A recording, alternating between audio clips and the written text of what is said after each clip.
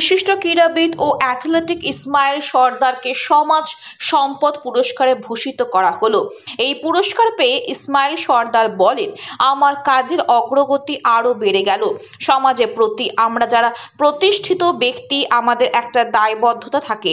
সেই কথাকে মাথায় রেখে বিভিন্ন সময়ে খেলাধুলার পাশাপাশি অসহায় মানুষের সাহায্য এগিয়ে আসেন। কখনো স্কুল ছাত্রছাত্রীদের শিক্ষা সামগ্রী, কখনো বা খাদ্য সামগ্রী বা অর্থ দিয়ে মানুষের পাশে দাঁড়াতে দেখা গেছে ইসমাইল সর্দারকে। তিনি বলেন, আজকের যে সমস্ত নিউজ চ্যানেলের পক্ষ থেকে আমাকে সমাজ সম্পদ পুরস্কারে ভূষিত করেছে, আমি তাদেরকে ধন্যবাদ জানাই। এই পুরস্কার পেয়ে সমাজে মানুষের প্রতি আরো দায়বদ্ধতা বেড়ে গেল। সমাজ সম্পদ পুরস্কার পেয়ে আমার খুবই ভালো লাগছে।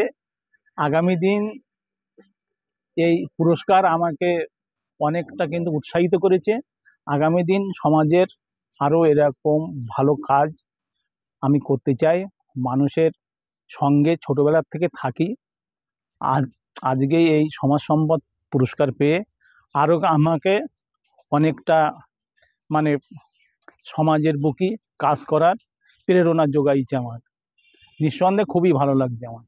এই যে দেখেন, আমি প্রথম কথা বলছি, যেহেতু আমি স্পোর্টসম্যান, ছোটোবেলায় আমি আমাদের যে হাই স্কুলের স্পোর্টস হতো, এসব স্পোর্টসগুলো দেখতাম। দেখে আমি বড়দের দেখে খুব উৎসাহিত হতাম। এবং আমি খুব ছোটোবেলার থেকে সংবাদ মাধ্যমের সঙ্গে খবরের কাগজগুলো আমি খুব এরকম দেখতাম। যখন দেখতাম যে ভালো ভালো খেলোয়াড়দের প্রধানমন্ত্রী সম্বর্ধনা জানাচ্ছে, সম্মান জানাচ্ছে, খেলাধুলো করলেই মানে ভালো আয় করা যায়, এই সমস্তগুলো আমার ছিল অনুপ্রেরণা। আর সর্বোপরি আমার বাবা আমার মা প্রচণ্ড খেলাপ্রিয় ছিল। তারা খেলাধুলো করতে আমাকে ভীষণ উদ্বুদ্ধ করতো। তাই সেখান থেকেই আমার কিন্তু খেলার পাঠ শুরু। এবং পাশাপাশি আমি মানে যেহেতু কিন্তু খুব কিন্তু গরিব ঘরের থেকে কিন্তু লড়াই সংগ্রাম করে আমি উঠেছি, সেই জন্যই আমার মতো যারা সমাজে আরও 5টা ছেলে মেয়ে যারা গরিব ঘরের নুনান্তি পান্তা ফুরোয় এরকম ঘরের থেকে যারা করে, তাদেরকে আমি উৎসাহিত করি। তাদের মানে জুতো কিনে দেওয়ার থেকে, প্যান্ট কিনে দেওয়ার থেকে এসবগুলো আমি করি, যাতে আমার মতো ইসমাইল আমি চাই সমাজে আরও অনেক ছেলেপিলে মানে তৈরি হোক, যারা আগামী দিন আমাদের দেশের মুখ উজ্জ্বল করবে। এইটা করতে পারলে আমার খুব ভালো লাগে। সর্বোপরি আমি মনে করি যে সমাজের প্রতি আমরা মানুষই জন্মাচ্ছি, একটা দায়বদ্ধ আমাদের থাকে।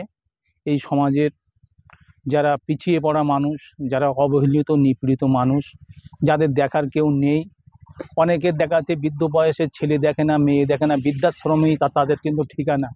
সেই সব মানুষদের কাজ করতে আমি ভীষণ পছন্দ করি।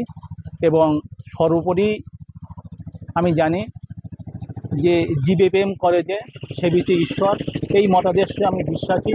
সেই জন্যই আমি মানুষের সেবার মধ্যেই ঈশ্বরের খুঁজে পাই। এই জন্য আমি মানুষের সেবাটা আমি কিন্তু পছন্দ করি।